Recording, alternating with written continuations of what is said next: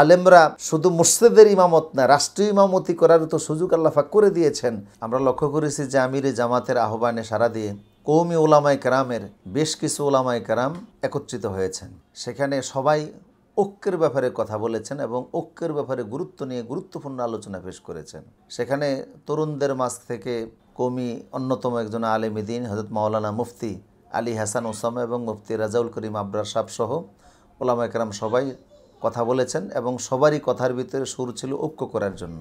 আমরা দেখেছি অতীতে বিশেষ করে বিগত 16 বছরে সবচেয়ে বেশি জুলুম হয়েছে আলেমদের প্রতি। অনেক আলেম জেলে গিয়েছেন, ফাঁসির কাস্টে ঝুলতে হয়েছে, কোরআনের তাফসির মাহফিলগুলি বাধাগ্রস্ত হয়েছে এবং উলামায়ে কেরাম অনেক উলামা সেখানে কওমি আলিয়া সহ যারাই ভিন্নমত পোষণ করেছে বহু আলেমকে জেলখানায় যেতে হয়েছে। শুধু তাই নয়, একটি বেসরকারি গণকমিশন 116 জন আলেমকে কালো তালিকাভুক্ত করার মতো দুঃসাহস দেখিয়েছে। এই যে এক পরিস্থিতি, এই পরিস্থিতি থেকে আলেমরা কিভাবে বের হতে পারে?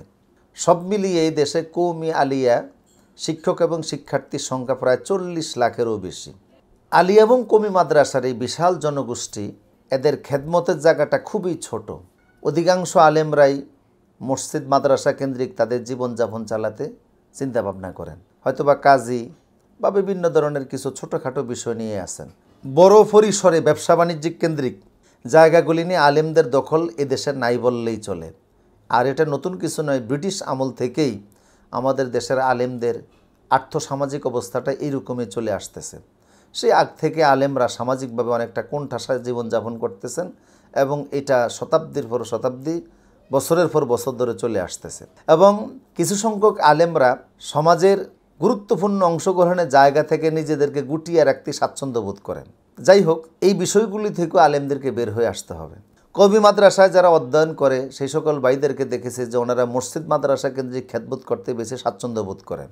আলিয়ার একটা বিশাল অংশ আছে যারা আলিয়া মাদ্রাসায় চাকরি বা বিভিন্ন ধরনের ভিন্ন পেশায় যাওয়ারও কিছু মানসিকতা আছে, সেই লক্ষ্যে ওনারা কাজ করতেছেন। একটা আলেম সমাজ আছে যারা পরিসংখ্যান হিসাবে খুব বেশি বড় নয়, ক্ষুদ্র একটা অংশ, যারা ইসলাম বিরোধী শক্তির সাথে ক্রীড়ানক হিসাবে কাজ করেন এবং ইসলাম বিরোধী শক্তি এদেরকে নিজেদের ব্যক্তিগত হাতিয়ার হিসাবে ব্যবহার করে তাদের দলীয় স্বার্থ চরিতার্থ করার জন্য। এই সমস্ত আলেমদেরকে তারা ব্যবহার করে এবং এই শ্রেণীর আলেমরাও ভুল ব্যাখ্যা করে জনমনে বিভ্রান্তি সৃষ্টি করে। এটা আমরা অতীতে দেখেছি। অতি উৎসাহী, অতি চাটুকার, অতি ফদলেহনকারী কিছু আলেম যারা এইভাবে করে আসে, যার ফলে দেখা যাচ্ছে যে এই দেশের মৌলিক বিষয় বাদ দিয়ে ছোটোখাটো বিষয় নিয়ে ফিতনা ফাসাদ খুব বড় থেকে বড় আকারে দিন দিন হয়েই যাচ্ছে। আমাদের মনে রাখতে হবে, আমরা উজবেকিস্তানের তথ্য আমরা জানি, যদি আমরা সামনে রাখি, সেখানে আমাদের ইমাম বুখারী রহমাতুল্লাহ আলাইহি আল্লাহর কিতাবের পরে, কোরআনের পরে পৃথিবীর সবচেয়ে বিশুদ্ধ গ্রন্থ হচ্ছে বুখারী আর সহিহ আল বুখারী। এই বুখারী শরীফের যিনি সংকলক, তার বাড়ি যেখানে, সেই মুসলিম পণ্ডিত তার এলাকার ভিতরে ধর্মীয় যেই পরিস্থিতি ছিল আজও সেখানে এর রেশ রয়ে গেছে। শতাব্দীর পর শতাব্দী ধরে নাস্তিক্যবাদী শাসন ব্যবস্থা সেখানে কায়েম হয়েছে। তাশখন্দ, কাশগর, তিরমিজ, সামারকান্দ, এই সমস্ত অঞ্চলে খুঁটিনাটি বিষয় নিয়ে সেই সময়ের আলেমরা নিজেদের ভিতরে কাদা ছোড়াছুরির কারণে ইসলাম বিদ্বেষী শক্তি জগদ্দল পাথরের মতো তাদের গাড়ির উপর চেপে বসেছে। সেটার রেশ এখনও সেই অঞ্চলের মুসলমানদেরকে বয়ে বেড়াতে হচ্ছে। তাদের নিজেদের ভিতরে বাড়াবাড়ির গুরুত্বপূর্ণ ইস্যু ছিল যে ফাগরি কত হাত লম্বা হবে, ফাগরির ফেস কয়টা হবে, আর টুপির আকার কেমন হবে। এই ছিল তাদের সেই অঞ্চলের নিজেদের ভিতরে মারামারির, কাদা ছোড়াছুরির একটা অন্যতম মাধ্যম, যার খেসারত তারা এখনও দিয়ে চলতেছে। এই জন্য এই সমস্ত ইতিহাস সহকারে আরও যদি আমরা মধ্যপ্রাচ্যের ইতিহাসটাকে আমাদের সামনে তুলে আনি, আমরা দেখতে পাবো যে মাত্র 86 লক্ষ ইহুদি 25টা আরব দেশের 35 কোটি মুসলমানকে নাচাচ্ছে কীভাবে। মনে হচ্ছে যেন 25টা আরব দেশের 35 কোটি মুসলমানকে মাত্র 86 লক্ষ ইহুদি ভেড়ার পালের মতো পরিণত করে রেখে দিয়েছে। এর কারণ হলো যে মুসলমানদের ভিতরে অনৈক্য, নিজেদের ক্ষমতা নিয়ে নিজেরা ব্যক্তি স্বার্থ চরিতার্থ করার জন্য মাসলা মাসাইল নিয়ে, যার যার দরবার নিয়ে, যার যার অবস্থান নিয়ে, সামান্য বিষয় নিয়ে যারা নিজেদের অবস্থান গড়ে তুলছে, জাতীয় বৃহত্তম স্বার্থে কাজ হচ্ছে না। এই পরিস্থিতি থেকে যদি আমাদের এই দেশকে রক্ষা করতে হয় তাহলে এখনই কিন্তু আমাদের ঐক্যের বড় দরকার। এ দেশে যদি আমরা হিসাব করি তাহলে আমরা এই দেশের আলেমদের ভিতরে আমাদের দেশের আলেমদেরকে আমরা 3 শ্রেণীতে বিভক্ত করতে পারি। একটা হচ্ছে দেওবন্দি উলামায়ে কেরাম, আরেকটা হচ্ছে আহলে হাদিসের উলামায়ে কেরাম, আরেকটি হলো জামাত ইসলামী। আমরা দেখি যে আমাদের দেশে যে দেওবন্দি যে সকল উলামায়ে কেরাম আছে এই আলেমরা প্রায় 13টা দলে বিভক্ত। দেওবন্দি ঘরানার যত উলামায়ে কেরাম আছেন ওনারা প্রায় 13টা দলে বিভক্ত অবস্থায় আছেন।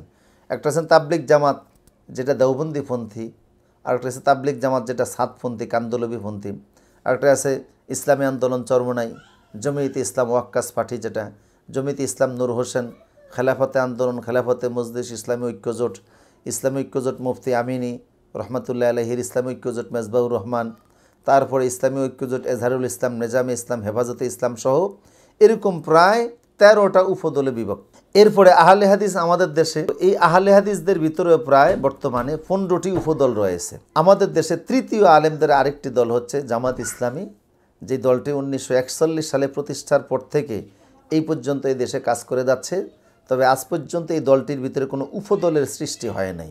তো এই সব আলেমরা মিলে যদি যতগুলি দল আছে এবং এই জাতীয় যারা আহলে সুন্নাত ওয়াল জামাতের আকীদায় বিশ্বাসী এবং সহি আকীদার ভিতরে যারা আছে সবাই মিলে যদি আমরা খুঁটিনাটি বিষয়গুলোকে বাদ দিয়ে মৌলিক বিষয়ের প্রশ্নে যে মাসলাক যার যার দিন ইসলাম সবার, আমাদের যার যার মতবিরোধ থাকতেই পারে, মতান্তর থাকতে পারে, মনান্তর যেন না হয়। মতান্তরের সুযোগ তো কোরআন দিয়েছে। ফেরেশতাদেরকে আল্লাহ পাক যখন বললেন যে ইন্নী জাইলুন ফিল আরদে খলিফা, আমি পৃথিবীতে খলিফা সৃষ্টি করতে চাই, তখন ফেরেশতারা আল্লাহ পাকের সাথে ভিন্ন মত পোষণ করেছে। তাই বলে তারা ফেরেশতাদেরকে আল্লাহ পাক জায়গা থেকে শেষ করে দেন নাই, ধ্বংস করে দেন নাই, ভিন্ন মত প্রদানের একটা সুযোগ আল্লাহ তাদেরকে দিয়েছেন। শেষ পর্যন্ত যখন আল্লাহ পাক তাদেরকে বলেছেন তখন তারা বলেছে যে ক্বালু সুবহানাকা লা ইলমা লানা ইল্লা মা আল্লামতানা ইন্নাকা আনতাল আলিমুল হাকিম। ভিন্ন জায়গা থেকে কথা বলা, মতামতের একটা সুযোগ, যে কোনো একটা মতামতকে তুলে ধরার এই সুযোগ তো কোরআনে দেওয়া হয়েছে। হাদিসও আছে, হুদাইবিয়া সন্ধির সময় বিশ্বনবী সাল্লাল্লাহু আলাইহি সাল্লাম যখন সাহাবায়ে কেরামকে কুরবানি করতে বললেন যে আমরা এখান থেকে চলে যাব, সন্ধি হয়ে গেছে, সাহাবায়ে কেরাম উঠতেছিলেন না। ভিন্ন মতের একটা সুযোগ ইসলাম দিয়েছে, মতামতের সুযোগ আছে, মনান্তরের সুযোগ নেই। তো সুতরাং আমাদের ছোটোখাটো যে সকল বিষয়গুলি আছে সেই বিষয়গুলিকে যদি আমরা বাদ দিয়ে বৃহত্তম মৌলিক স্বার্থে যদি এই দেশের ওলামায়ে কেরাম এক হয়ে যায় তাহলে এই দেশে ইসলাম কায়েম হওয়া সময়ের ব্যাপার মাত্র। দেশের ওলামায়ে কেরামের কাছে ছোট মানুষ হিসাবে আহ্বান জানাচ্ছি, আসেন আমরা যেই সমস্ত ফতুয়ার মাধ্যমে ঐক্য নষ্ট হয়, যেগুলি মৌলিক বিষয় নয়, ছোটোখাটো টুকটাক বিষয়, সেগুলি আসুন আমরা বন্ধ করে দিয়ে মৌলিক বিষয়ের উপরে কথা বলি। এক টেবিলে আসার চেষ্টা করেন। দলের সিনিয়র নেতৃবৃন্দ যারা আছে তাদেরকে সামনে রেখে তরুণ আলোচকদেরকে ফাঁসে নিয়ে একই মঞ্চে আসার চেষ্টা করুন। আমিরে জামাত যে উদ্যোগটা নিয়েছেন, মৌলিক প্রশ্নে আসুন না আমরা সবাই এক হয়ে যাই, দেশের বৃহত্তম স্বার্থে আমরা এক হয়ে যাই। পিছনের দরজা দিয়ে আর যেন কোনো জালিম, কোনো ইসলাম বিদ্বেষী, কোরআন বিদ্বেষী যারা, তারা যেন এই দেশের ক্ষমতার মস্তদে আসতে না পারে। হিন্দুস্তানের না দাসত্বের গোলামি করার মতো মানসিকতা নিয়ে কেউ যেন এই দেশের আর ক্ষমতায় আসতে না পারে। ওলামায়ে কেরামের জন্য এই দেশের জাতির ভাগ্য নির্ধারণে সামনে অগ্রণী ভূমিকা পালন করে।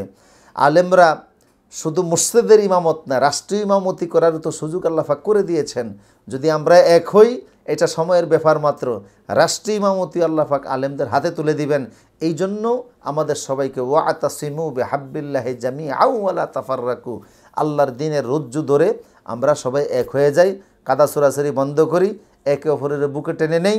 শুধু বক্তৃতার ওয়াজের মঞ্চটাকেও আমরা পরিচ্ছন্ন রাখার চেষ্টা করি, একে অপরের সাথে অন্তরে কোনো জটিলতা কুটিলতা না রেখে প্রশস্ত হৃদয় নিয়ে যদি আমরা বসে যাই, ইনশাল্লাহ দেখবেন আগামীর বাংলাদেশ কোরআনের বাংলাদেশ হয়ে যাবে।